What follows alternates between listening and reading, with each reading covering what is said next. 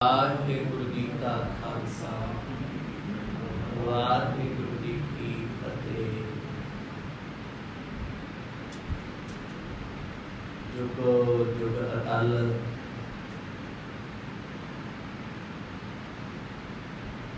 चवर छत्र तख्तां दे मालक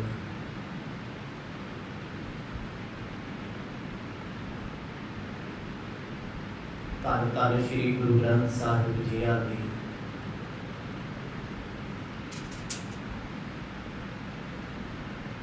पावन गोद विच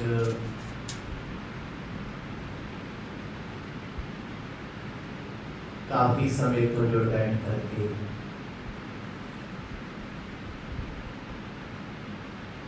हाजरियां भरते हुए समय को सफला बना रहे हो।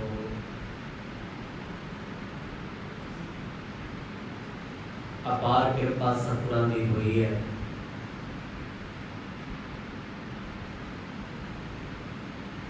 शुभ घड़ियां संगत दियां प्राप्त हुई ने।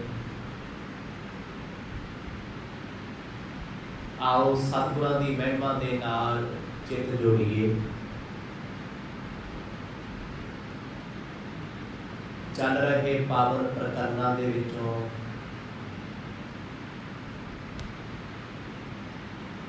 आप जी ने सरवण कीता सी।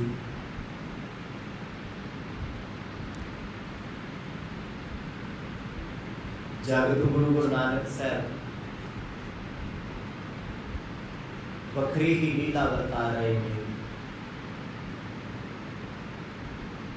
सतगुरां दे सौरा साहिब मूलचंद जी नवाब दौलत खां की कचहरी विच पेश हुए। पुकार की है, ऐ राजन मैनू इंसाफ दे दे, जे तेरे घर को इंसाफ ना मिलिया कहर होए। दौलत खां पुछदा तुसी कौन हो, क्यों आए हो? आखण लगे मैं नानक जी का रिश्ते विच सौरा लगदा। वो साडे कहने तो बाहर ने, शमशान भूमि विच बैठे ने, कोई भूत प्रेत इल बताल च बड़े है। उन्हां दी मानसिक दशा ठीक नहीं है। नवाब सुन सुन के बड़ा हैरान हुंदा है, कहंदा तुहानू की चाहिए? मूलचंद जी आखण लगे उन्होंने 760 रुपए तुहाडे कोल रखे सी, कृपा करके बच्चियां ते परिवार की परवरिश लई दे दिओ। नवाब बड़ी वड्डी दुविधा दे विच पै गया। उन्हें कूड़ा जवाब दिता भी गुरु नानक साहब महाराज ने वचन कीता सी, जे तू सच्चा मुसलमान है अपने ईमान दे नाल ये 760 गरीबां लोड़वंदां ते फकीरां च वंड दे। जब गुरु साहब ने मैनू जामन बना दिता तो उन्हां दी इमानत रब की इमानत है, मैं नहीं दे सकता। मूलचंद आखण लगी वो तो कमल है, उन्होंने मत नहीं समझ नहीं, किहदियां गल्लां ते एतबार ते भरोसा कर रहे हो। नवाब साहब जिन्हों अपने धी पुत बच्चियां का मोह नहीं, परिवार का मोह नहीं, वो फकीरां का की लगता है। जिन्ना को होया मूलचंद जी वालों संसारी पैकड़े अजवाए गए। किमें ना किमें 760 नवाब को लिया जाए। 760 बड़ी वड्डी रकम है, जिस लई वो तरलो मच्छी हो रहे ने। इत्थों तक आप जी ने पावन प्रसंगां का आनंद माणिया। आओ कुछ मन बिरतियां नूं एकाग्रचित बनाइए।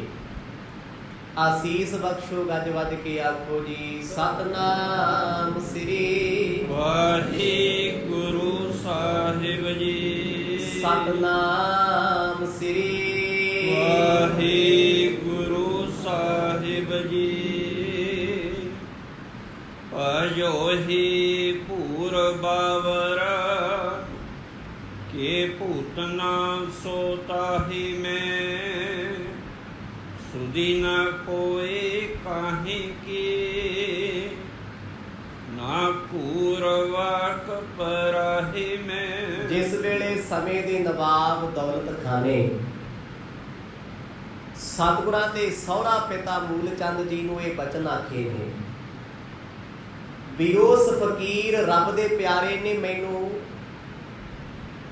ਰੱਬ ਦਾ ਵਾਸਤਾ ਪਾਇਆ। ਉਹਨਾਂ ਇੱਕ ਸ਼ਬਦ ਕਿਹਾ ਸੀ, ਰਾਜਨ ਤੂੰ ਮੁਸਲਮਾਨ ਹੈ, ਸੱਚਾ ਹੈ ਜੇ ਆਪਣੇ ਸੱਚੇ ਈਮਾਨ ਦੇ ਨਾਲ 760 ਫਕੀਰਾਂ ਵਿੱਚ ਆਪ ਹੀ ਵੰਡ ਦੇ। ਨਹੀਂ ਵੰਡੇਗਾ ਤੂੰ ਜਾਣੇ, ਤੇਰਾ ਖੁਦਾ ਜਾਣੇ। ਮੁਸਲਮਾਨ ਜਿੱਥੇ ਖੁਦਾ ਦੀ ਗੱਲ ਆ ਜੀ, ਉਹ ਬੰਦ ਕੱਟੇ ਜਾ ਸਕਦੇ ਆ, ਉਹ ਆਪਣੀਆਂ ਜ਼ੁਬਾਨਾਂ ਆਪਣੀਆਂ ਬਿਆਨਾਂ ਤੋਂ ਨਹੀਂ ਬਦਲ ਸਕਦੇ। ਜਿਸ ਵੇਲੇ ਇਹ ਬਚਨ ਨਵਾਬ ਸਾਹਿਬ ਨੇ ਕਹਿ ਦਿੱਤਾ ਵੀ ਇਹ ਨਾਮੁਮਕਿਨ ਹੈ ਜੀ, 760 ਦੀ ਤੇ ਆਸ ਹੀ ਨਾ ਰੱਖੋ, ਇਹ ਰੱਬ ਦੇ ਪੈਸੇ ਖੁਦਾ ਦੇ। ਖੁਦਾ ਕਿੰਨਾ ਹੁੰਦਾ ਹੈ? ਫਕੀਰਾਂ ਦਾ, ਲੋੜਵੰਦ ਗਰੀਬਾਂ ਦਾ, ਰੱਬ ਤੇ ਉਹਨਾਂ ਦਾ। ਇਸੇ ਕਰਕੇ ਸਾਡੇ ਧਰਮ ਦੀ ਦੁਨੀਆ ਦੇ ਵਿੱਚ ਬਚਨ ਬੜੇ ਵੱਡੇ ਪ੍ਰਚਲਿਤ ਨੇ। ਗਰੀਬ ਦਾ ਮੂੰਹ ਗੁਰੂ ਦੀ ਗੋਲਕ, ਕਿਉਂਕਿ ਗਰੀਬ ਦਾ ਦਿਲ ਪਰਮਾਤਮਾ ਦੇ ਕਰੀਬ ਬਹੁਤ ਜ਼ਿਆਦਾ ਹੈ। ਉਹ ਫਕੀਰ ਸਾਈਂ ਕੇ ਜਿਨ੍ਹਾਂ ਦਾ ਸੰਸਾਰ ਤੇ ਹੈ ਹੀ ਕੋਈ ਨਹੀਂ। ਨਵਾਬ ਦੀ ਡਿਊਟੀ ਮਰਜ਼ ਨੇ ਲਾ ਦਿੱਤੀ ਕਿ 760 ਭਾਵੇਂ ਤੂੰ ਖਰਚ ਲੈ, ਭਾਵੇਂ ਉਹਨਾਂ ਨੂੰ ਦੇ ਦੇਂ, ਪਰ ਦੇਣਦਾਰ ਤੂੰ ਹੋਣਾ ਇੱਥੇ ਨਹੀਂ ਦਰਗਾਹ 'ਚ। ਇੱਕ ਪੈਸੇ ਦਾ ਹਿਸਾਬ ਹੁੰਦਾ ਹੈ, ਇੱਕ ਕੌਡੀ ਦਾ ਹਿਸਾਬ। ਤੇ ਜਦੋਂ ਨਵਾਬ ਸਾਹਿਬ ਨੇ ਜਵਾਬ ਦੇਤਾ, ਇੱਕ ਪੂਰਾ ਜਵਾਬ ਸੀ ਵੀ ਇਹ ਮਾਇਆ ਮੈਂ ਕਦੇ ਵੀ ਤੁਹਾਡੇ ਸਪੁਰਦ ਨਹੀਂ ਕਰ ਸਕਦਾ। ਇਹ ਹੈ ਗੁਰੂ ਨਾਨਕ ਸਾਹਿਬ ਜੀ ਦਾ ਫਿਕਸ ਡਿਪੋਜ਼ਿਟ, FD ਹੈ 760 ਦੀ, ਜੋ ਸਦਾ ਲੋੜਵੰਦ ਗਰੀਬਾਂ ਵਿੱਚ ਚੱਲਦੀ ਰਹੇਗੀ ਤੇ ਅੱਜ ਵੀ ਚੱਲ ਰਹੀ ਹੈ। ਭਾਵੇਂ ਇਹ ਸੰਸਾਰ ਦੇ ਵਿੱਚ ਮਹਾਮਾਰੀ ਚੱਲ ਰਹੀ ਹੈ, ਪਿੰਡਾਂ ਵਿੱਚ ਦੁਨੀਆ ਦੇ ਵਿੱਚ ਜਿਹੜੀਆਂ ਚੀਜ਼ਾਂ ਦੀ ਕਾਲਾ ਬਾਜ਼ਾਰੀ ਹੁੰਦੀ ਹੈ ਨਹੀਂ ਲੱਭਦੀਆਂ, ਰੈਮਡੀਸਿਵਰ ਤੋਂ ਲੈ ਕੇ ਆਕਸੀਜਨ ਦੇ ਸਿਲੰਡਰ ਕੀ ਹੈ, ਫੈਵੀ ਤੱਕ ਦੀਆਂ ਮੈਡੀਸਨ ਨਹੀਂ ਲੱਭ ਰਹੀਆਂ, ਪਰ ਗੁਰੂ ਕੇ ਖਾਲਸੇ ਗੁਰੂ ਦੇ ਪਿਆਰੇ ਮੁਫਤ ਵਿੱਚ ਉਪਲਬਧ ਕਰਾ ਰਹੇ ਹਨ। ਜ਼ਮਾਨਾ ਇਸ ਚੀਜ਼ ਨੂੰ ਵੇਖ ਰਿਹਾ ਹੈ। ਜਿਸ ਚੀਜ਼ ਤੇ ਲੋਕ ਬੇਈਮਾਨ ਹੋ ਕੇ ਡਬਲ ਟ੍ਰਿਪਲ ਵੇਚਦੀ ਆ, ਅੱਜ ਲੋਕ ਐਂਬੂਲੈਂਸਾਂ ਦਾ ਰੇਟ ਲਾ ਰਹੇ 1,82,000 ਰੁਪਇਆ ਜੇ ਪੰਜਾਬ ਆਉਣਾ ਕਿਸੇ ਮਰੀਜ਼ ਨੇ ਗੁੜਗਾਉਂ। ਤੇ ਗੁਰੂ ਨਾਨਕ ਦਾ ਧਰਮ, ਗੁਰੂ ਨਾਨਕ ਸਾਹਿਬ ਦੀ ਫਿਲਾਸਫੀ ਫਰੀ ਤੋੜ ਰਹੇ ਹਨ। ਕੀ ਹੈ ਇਹ? 760 ਦਾ ਫਿਕਸ ਡਿਪੋਜ਼ਿਟ ਹੈ। ਕੇਵਲ ਅਸੀਂ ਉਹ 20 ਰੁਪਏ ਦਾ ਰੌਲਾ ਪਾਈ ਰੱਖਦੇ ਵੀ 20 ਰੁਪਏ ਦਾ ਲੰਗਰ ਛਕਾਇਆ, 20 ਰੁਪਏ ਦਾ ਭੋਜਨ ਛਕਾਇਆ। ਆਹ 760 ਗੁਰੂ ਨਾਨਕ ਸਾਹਿਬ ਨੇ ਜੋ ਫਕੀਰਾਂ ਵਾਸਤੇ ਰੱਖਿਆ ਨਾ, ਰਹਿੰਦੀ ਦੁਨੀਆ ਤੱਕ ਉਹਨੇ ਚੱਲਦਾ ਰਹਿਣਾ, ਫਿਕਸ ਡਿਪੋਜ਼ਿਟ ਹੈ। ਸਮੇਂ ਦਾ ਨਵਾਬ ਜਦੋਂ ਇਨਕਾਰੀ ਹੋ ਗਿਆ ਵੀ ਮੈਂ ਪੈਸੇ ਨਹੀਂ ਦੇ ਸਕਦਾ, ਉਹਨਾਂ ਦੀ ਜ਼ੁਬਾਨੀ ਗੁਲਾਮੀ ਬੋਲ ਹਨ, ਤੇ ਉਦੋਂ ਸਤਿਗੁਰਾਂ ਦੇ ਪਿਤਾ ਜੀ ਸ਼ਬਦ ਮੈਂ ਵਾਰ-ਵਾਰ ਤਾਂ ਵਰਤਦਾ ਕਿਉਂਕਿ ਸਤਿਕਾਰਯੋਗ ਅਹੁਦਾ ਇਹ ਸਹੁਰਾ ਸਾਹਿਬ, ਪਿਓ ਹੀ ਹੁੰਦਾ। ਪਤਾ ਕੀ ਕਹਿਣ ਲੱਗੇ? ਕਹਿੰਦੇ ਨਵਾਬ ਸਾਹਿਬ ਸਿਆਣੇ ਬਿਆਣੇ, ਉਹ ਕਿਹਦੀਆਂ ਗੱਲਾਂ ਚਾਹੇ, ਉਹ ਕਮਲਾ ਹੈ, ਉਹਦੀ ਮਾਨਸਿਕ ਦਸ਼ਾ ਠੀਕ ਨਹੀਂ ਹੈ। ਜੋ ਇਨਸਾਨ ਮਾਨਸਿਕ ਤੌਰ ਤੇ ਠੀਕ ਨਹੀਂ, ਉਹਦੀਆਂ ਗੱਲਾਂ ਤੇ ਇਤਬਾਰ ਕਿਵੇਂ ਕੀਤਾ ਜਾ ਸਕਦਾ? ਸੁਭਾਵਿਕ ਤੌਰ ਤੇ ਆ ਦੁਨੀਆ ਦੇ ਵਿੱਚ ਮੈਂ ਕੱਲ ਵੀ ਬਿਆਨ ਕੀਤਾ ਸੀ ਵੀ ਜਦ ਲੋਕਾਂ ਨੂੰ ਲਾਲਚ ਜਾਗਦਾ, ਲੋਕੀ ਆਪਣੇ ਭੈਣ ਭਰਾ ਮਾਪਿਆਂ ਨੂੰ ਮਾਨਸਿਕ ਲਿਖਾ ਕੇ ਜ਼ਮੀਨਾਂ ਹੜਪ ਲੈਂਦੇ ਆ, ਫਰੀ ਜਾਂ ਡੰਡੇ ਬਦੋਂਦਾ। ਜਦ ਮਾਇਆ ਤੇ ਪਦਾਰਥਾਂ ਦੀ ਗੱਲ ਆਉਂਦੀ, ਉਦੋਂ ਦੁਨੀਆ ਸਿਆਣਿਆਂ ਨੂੰ ਕਮਲੇ ਕਹਿੰਦੀ ਹੈ, ਸਿੱਧ ਕਰਦੀ ਹੈ। ਭਰੇ ਦਰਬਾਰ ਵਿੱਚ ਨਹੀਂ ਸੀ ਆਉਣਾ ਚਾਹੀਦਾ। ਇੱਥੇ ਉਹ ਲੋਕ ਵੀ ਬੈਠੇ ਸੀ ਜੋ ਗੁਰੂ ਨਾਨਕ ਸਾਹਿਬ ਮਹਾਰਾਜ ਨੂੰ ਹਮੇਸ਼ਾ ਨਵਾਬ ਦੇ ਸਾਹਮਣੇ ਜੇਲ੍ਹ 'ਚ ਬਿਠਾਉਣਾ ਚਾਹੁੰਦੇ ਸੀ। ਅੱਜ ਖੁਸ਼ ਨੇ ਵੀ ਸਤਿਗੁਰਾਂ ਦੇ ਪਰਿਵਾਰ 'ਚੋਂ ਸਹੁਰਾ ਸਾਹਿਬ ਆਪ ਹੀ ਉਹਨਾਂ ਦੇ ਵਿਰੁੱਧ ਬੋਲਦੇ ਆ, ਪਰ ਰੱਬ ਨੂੰ ਫਿਕਰ ਨਹੀਂ, ਉਹਦੇ ਪਿਆਰਿਆਂ ਨੂੰ ਫਿਕਰ ਨਹੀਂ ਹੈ। ਕਹਿੰਦੇ ਜੀ ਉਹ ਮਾਨਸਿਕ ਤਣਾਅ ਵਿੱਚ ਹੈ, ਉਹਨੂੰ ਆਪਣੇ ਆਪ ਦੀ ਸੋਝੀ ਨਹੀਂ ਹੈ, ਜਿਹਦੀਆਂ ਗੱਲਾਂ ਨੂੰ ਤੁਸੀਂ ਐਡੇ ਭਾਰੇ ਤੌਰ ਤੇ ਲੈ ਰਹੇ ਹੋ। ਵੀ ਨਾਨਕ ਜੀ ਨੇ ਕਹਿ ਦਿੱਤਾ 760 ਫਕੀਰਾਂ 'ਚ ਵੰਡ ਦਿਓ। ਕਹਿੰਦੇ ਕਮਲੇ ਦਾ ਕੀ ਆ, ਅੱਜ ਕੁਛ ਕਹਿੰਦਾ ਹੈ, ਕੱਲ ਕੁਝ ਹੋ ਰਿਹਾ ਦੇਗਾ। ਨਕੇਤ ਹੇਤ ਕੋ ਨਹੀਂ, ਮਸਾਨ ਥਾਨ ਬੈਸੀਐ। ਨਵਾਬ ਸਾਹਿਬ ਤੁਸੀਂ ਆਪ ਦੱਸੋ, ਜਿਸ ਬੰਦੇ ਨੂੰ ਇੰਨੀ ਸੋਝੀ ਨਹੀਂ, ਮਾਫ ਕਰਿਓ ਸਤਿਗੁਰੂ ਜੀ, ਉਸ ਵੇਲੇ ਦੇ ਬਚਨ ਨੇ। ਕਹਿੰਦੇ ਜਿਸ ਵਿਅਕਤੀ ਨੂੰ ਇਹ ਸੋਝੀ ਨਹੀਂ ਵੀ ਘਰ ਰਹਿਣ ਵਾਸਤੇ ਹੁੰਦਾ ਜਾਂ ਸ਼ਮਸ਼ਾਨ ਰਹਿਣ ਵਾਸਤੇ ਹੁੰਦਾ, ਰਾਤਾਂ ਕਿੱਥੇ ਕੱਟੀ ਦੀਆਂ, ਘਰਾਂ ਵਿੱਚ ਜਾਂ ਬੜੀਆਂ ਵਿੱਚ। ਨਵਾਬ ਸਾਹਿਬ ਤੁਸੀਂ ਉਸ ਪੁਰਸ਼ ਨੂੰ ਗਿਆਨਵਾਨ ਦੱਸ ਰਹੇ ਹੋ, ਉਹਨੂੰ ਫਕੀਰ ਦੱਸ ਰਹੇ ਹੋ। ਮੈਥੋਂ ਵੱਧ ਕੌਣ ਜਾਣਦਾ ਹੈ? ਮੈਂ ਆਪਣੀ ਧੀ ਜਿਸ ਦਿਨ ਦੀ ਉਸ ਘਰ 'ਚ ਵਿਆਹੀ ਹੈ ਨਾ, ਇੱਕ ਦਿਨ ਵੀ ਸੁੱਖ ਦਾ ਵੀ ਬਤੀਤ ਕੀਤਾ। ਜਿਸ ਪੁਰਸ਼ ਨੂੰ ਇਹ ਨਹੀਂ ਪਤਾ ਖਾਣਾ ਕੀ ਹੈ, ਪਹਿਨਣਾ ਕੀ ਹੈ, ਬੋਲਣਾ ਕੀ ਹੈ, ਵਰਤਣਾ ਕਿਵੇਂ ਹੈ, ਤੁਸੀਂ ਉਹਦੀਆਂ ਗੱਲਾਂ ਤੇ ਇਤਬਾਰ ਕਰਕੇ ਆਖਦੇ ਹੋ ਕਿ ਜੋ ਉਹ ਕਹਿ ਗਈ ਅਸੀਂ ਉਹੀ ਮੰਨਾਂਗੇ। ਕੀ ਕਹਿਣਾ ਚਾਹੁੰਦੇ ਆ ਜੀ? ਮੂਲ ਚੰਦ ਜੀ ਇਹ ਸਿੱਧ ਕਰਨਾ ਚਾਹੁੰਦੇ ਆ ਵੀ ਜਿਨ੍ਹਾਂ ਦੀਆਂ ਗੱਲਾਂ 'ਚ ਤੁਸੀਂ ਆ ਰਹੇ ਹੋ ਮੈਂਟਲੀ ਅਪਸੈਟ ਨੇ, ਉਹ ਮਾਨਸਿਕ ਬਿਮਾਰ ਨੇ। ਤੇ ਜੋ ਮਾਨਸਿਕ ਬੰਦਾ ਹੋਵੇ ਉਹ ਅੱਜ ਕੁਝ ਕਹੇਗਾ, ਕੱਲ ਕੁਝ ਕਹੇਗਾ। ਤੁਸੀਂ 760 ਉਹਨਾਂ ਦੇ ਬੱਚਿਆਂ ਨੂੰ ਦਿਓ, ਉਹਨਾਂ ਦੀ ਧਰਮ ਪਤਨੀ ਨੂੰ ਦਿਓ, ਤਾਂ ਜੋ ਬੱਚਿਆਂ ਦੀ ਪਰਵਰਿਸ਼ ਚੰਗੀ ਹੋ ਸਕੇ। ਮੈਂ ਇਸ ਮਾਇਆ ਤੋਂ ਵੀ ਨਹੀਂ। ਪਟਵਾਰੀ ਸਾਹਿਬ ਆਪਣੀਆਂ ਘੁੰਡੀਆਂ ਚਲਾ ਰਹੇ ਆ ਭਰੇ ਦਰਬਾਰ ਵਿੱਚ, ਪਰ ਨਵਾਬ ਲਈ ਬਹੁਤ ਵੱਡੀ ਮੁਸੀਬਤ ਹੈ। ਸਾਰੀ ਕਚਹਿਰੀ ਵਿੱਚ ਅੱਜ ਆਪਣੇ ਪਰਿਵਾਰ ਦਾ ਮੈਂਬਰ ਬੋਲ ਰਿਹਾ। ਉਹ ਜਿੱਦਣ ਤੁਹਾਨੂੰ ਲੋਕ ਪਾਗਲ ਕਹਿਣਗੇ, ਝੱਲਾ ਕਹਿਣਗੇ, ਫਰਕ ਨਹੀਂ ਪੈਂਦਾ। ਮਰਦਾ ਹੀ ਬੰਦਾ ਉਦੋਂ ਜਦੋਂ ਆਪਣੇ ਆ ਕੇ ਕਹਿੰਦੇ ਇਹਦੇ ਕੋਲ ਹੈ ਕੀ ਹੈ, ਕੱਖ ਨਹੀਂ ਇਹਦੇ ਕੋਲ। ਇਹ ਮਹਾਨ ਬਣਿਆ ਫਿਰਦਾ ਹੈ, ਇਹ ਕਰ ਕੀ ਸਕਦਾ ਹੈ? ਜਦ ਆਪਣੇ ਬਰਬਾਦੀ ਤੇ ਆ ਜਾਣ ਫਿਰ ਕੌਣ ਬਚਾਏਗਾ? ਜ਼ਮਾਨਾ ਤੇ ਹੱਸੇਗਾ। ਗੁਰੂ ਨਾਨਕ ਸਾਹਿਬ ਸੱਚੇ ਪਾਤਸ਼ਾਹ ਜੀ ਦੇ ਬਾਰੇ ਕਹਿੰਦੇ ਉਹਨਾਂ ਦੇ ਪਿਤਾ ਬੋਲਦੇ ਆ, ਪਿਤਾ ਦਾ ਬੋਲਿਆ ਕੋਈ ਵੱਡੀ ਗੱਲ ਨਹੀਂ। ਮਾਪੇ ਬੋਲ ਦਿੰਦੇ ਆ, ਮਾਂ ਇੱਥੋਂ ਤੱਕ ਕਹਿੰਦੀ ਜਾਂ ਮਰ ਪਰੇ, ਇਹੋ ਜਿਹਾ ਜੰਮਿਆ ਕਿਉਂ ਕਿ ਮਾਂ ਚਾਹੁੰਦੀ ਹੈ ਤੂੰ ਮਰ ਜੇ? ਨਹੀਂ, ਉਹਦੇ ਇਹਨਾਂ ਬੋਲਾਂ ਪਿੱਛੇ ਵੀ ਪ੍ਰੇਮ ਹੁੰਦਾ ਹੈ, ਸਮਝ ਹੁੰਦੀ ਹੈ, ਗਿਆਨ ਹੁੰਦਾ ਹੈ। ਗੁਰੂ ਨਾਨਕ ਸਾਹਿਬ ਦੇ ਪਿਤਾ ਮੂਲ ਚੰਦ ਸਹੁਰਾ ਸਾਹਿਬ ਭਾਵੇਂ ਕਿ ਕੁਝ ਸਮੇਂ ਦੇ ਲਾਲਚ ਵਿੱਚ ਆਏ ਨੇ। ਲਾਲਚ ਕਿਉਂ ਆਇਆ ਮੈਂ ਇਹ ਫਿਰ ਕਲੀਅਰ ਕਰ ਰਿਹਾ। ਸਤਿਗੁਰਾਂ ਤੇ ਮਰਦ ਨੇ ਮਾਇਆ ਪਾਤੀ ਹੈ, ਮੂਲਾ ਭੂਲਾ ਕੱਲ ਬਚਨਾ ਭੁਲਾਇਆ ਹੋਇਆ। ਜਿਹਨੂੰ ਰੱਬ ਭੁਲਾ ਦੇ ਉਹਨੂੰ ਕੋਈ ਸਮਝਾ ਨਹੀਂ ਸਕਦਾ। ਅਨੰਤ ਤੁੰਡਿਆਏ ਜੋ ਫਕੀਰ ਕੀਨ ਬੈਸੀਏ। ਕਹਿੰਦੇ ਜੀ ਜਿਹੜਾ ਫਕੀਰਾਂ ਵਿੱਚ ਬੈਠਾ ਹੋਵੇ, ਮੰਨਿਆ ਜਾਵੇ ਫਕੀਰਾਂ ਨਾਲ ਬਹਿ ਕੇ ਬੰਦਗੀ ਕਰਦਾ, ਉਹ ਤੇ ਹੁਣ ਕਿਸੇ ਕੋਲ ਬਹਿੰਦਾ ਹੀ ਨਹੀਂ। ਵੱਡਾ ਉਹ ਫਕੀਰ ਬਣਿਆ। ਜੇ ਫਕੀਰ ਬਣਨਾ ਸੀ ਉਹਨੇ ਵਿਆਹ ਕਿਉਂ ਕਰਾਇਆ? ਅੱਜ ਮੂਲ ਚੰਦ ਜੀ ਦੋ ਗਲੀ ਨੀਤੀ ਲੈ ਕੇ ਆਏ ਨੇ ਕਿ ਰਾਜਨੀਤੀ ਦਾ ਪੈਂਕੜਾ ਹੈ ਵੀ ਜੇ ਤੇ ਉਹ ਸੱਚੇ ਨੇ, ਚੰਗੇ ਨੇ, ਸੱਚਮੁੱਚ ਸੋਚੀ ਰੱਖਦੇ ਨੇ, ਫਿਰ ਘਰ ਕਿਉਂ ਨਹੀਂ ਰਹਿੰਦੇ? ਪਹਿਲੀ ਗੱਲ ਇਹ ਹੈ ਕਿ ਘਰੇ ਭੇਜੋ ਨਾ, ਤਾਂ ਜੋ ਮੇਰੀ ਧੀ ਦਾ ਘਰ ਠੀਕ ਰਵੇ। ਜੇ ਉਹ ਸੋਝੀ ਵਿੱਚ ਨਹੀਂ ਫਿਰ ਮਾਇਆ ਦਿਓ, ਬੱਚਿਆਂ ਦੇ ਕੰਮ ਹੋਵੇ। ਮਤਲਬ ਦੋਨੋਂ ਹੱਥ ਇਹ ਕਹਿ ਲਓ ਘਿਓ ਵਿੱਚ। ਇਸੇ ਕਰਕੇ ਤੇ ਨਵਾਬ ਪਰੇਸ਼ਾਨ ਹੈ। ਦੁਨੀਆ ਨਾ ਸਭ ਕੁਝ ਸੁਲਝਾ ਸਕਦੀ, ਪਰਿਵਾਰਾਂ ਦੇ ਮੈਟਰ ਸੁਲਝਾਉਣੇ ਬਹੁਤ ਔਖੇ ਆ। ਕਈ ਵਾਰ ਨਾ ਕੋਰਟ ਕਚਹਿਰੀਆਂ ਦੇ ਵਿੱਚ ਕੇਸ ਚੱਲਦੇ ਆ, ਜੱਜ ਖੁਦ ਕਨਫਿਊਜ਼ ਹੁੰਦੇ ਵੇਖੇ ਵੀ ਕੀ ਕੀਤਾ ਜਾਣਾ ਚਾਹੀਦਾ। ਇੱਕ ਵਾਰ ਨਹੀਂ, ਕਈ ਵਾਰ ਆਪਣੇ ਫੈਸਲੇ ਦਾ ਰਿਵਿਊ ਕਰਦੇ ਆ ਕਿ ਠੀਕ ਹੋ ਰਿਹਾ। ਕਈ ਵਾਰ ਇੰਨੇ ਪੇਚੀਦਾ ਕੇਸ ਹੁੰਦੇ ਆ, ਵਕੀਲ ਲੋਕ ਜਾਣਦੇ ਆ, ਜੱਜ ਵੀ ਕਨਫਿਊਜ਼ ਹੋ ਜਾਂਦੇ ਆ। ਵਕੀਲਾਂ ਤੋਂ ਵਾਰ-ਵਾਰ ਸਲਾਹ ਮੰਗਦੇ ਆ ਵੀ ਇਹ ਕੀ ਹੋ ਰਿਹਾ, ਇੱਦਾਂ ਕਿੱਦਾਂ ਹੋ ਰਿਹਾ। ਗੁਰੂ ਨਾਨਕ ਸਾਹਿਬ ਜੀ ਦਾ ਕਹਿੰਦੇ ਇੱਕ ਕੇਸ ਲਾਤਾ ਭਰੇ ਕਚਹਿਰੀ ਦੇ ਵਿੱਚ ਸਹੁਰਾ ਸਾਹਿਬ। ਉਦੋਂ ਤੇ ਰਾਜੇ ਹੁੰਦੇ ਸੀ, ਨਵਾਬ ਸੀ, ਜਿਹੜਾ ਫੈਸਲਾ ਕਰਨਗੇ ਔਨ ਦੀ ਸਪੌਟ ਕਰਨਗੇ, ਭਾਵੇਂ ਉਹ ਸਜ਼ਾ ਦਾ ਹੋਵੇ, ਮੌਤ ਦਾ ਪ੍ਰਾਵਧਾਨ ਹੋਵੇ ਜਾਂ ਮਾਫ ਕਰਨ ਦਾ ਹੋਵੇ, ਉਦੋਂ ਤਰੀਕਾ ਨਹੀਂ ਸੀ ਪੈਂਦਾ। ਪਰ ਮੂਲ ਚੰਦ ਕਹਿੰਦੇ ਤੁਸੀਂ ਉਹਨਾਂ ਦੀ ਨਾ ਮੰਨੋ। ਮੈਂ ਸਿੱਧ ਕਰ ਸਕਦਾ ਹਾਂ ਦਿਮਾਗੀ ਤੌਰ ਤੇ ਪਰੇਸ਼ਾਨ ਹੈ, ਕੋਈ ਭੂਤ ਪ੍ਰੇਤ ਚਿੰਬੜਿਆ ਹੋਇਆ ਏ। ਨਿਭਾਵ ਬੈਨ ਤਾਂ ਸੁਣੇ ਸੰਚਿਤ ਚੀਤ ਹਵੈ ਰਹਿਓ। ਗਹੀ ਭਾਨੀ ਚੰਚਲ ਤਰੰਗ ਤਜੀ ਨਾ ਖਾਏ ਜੋ ਪਇਓ। ਨਵਾਬ ਸੁਣ ਕੇ ਥੋੜੀ ਦੇਰ ਚੁੱਪ ਰਿਹਾ ਜੀ। ਚੁੱਪ ਕਾਦਾ? ਦੁਬਦਾ ਚੰਦਰ ਪਿਆ, ਆਪਣੇ ਆਪ ਨੂੰ ਪੁੱਛੀ ਜਾਂਦਾ ਅੱਜ ਹਾਲਤ ਪਤਾ ਕਿਹੜੀ ਬਣ ਗਈ।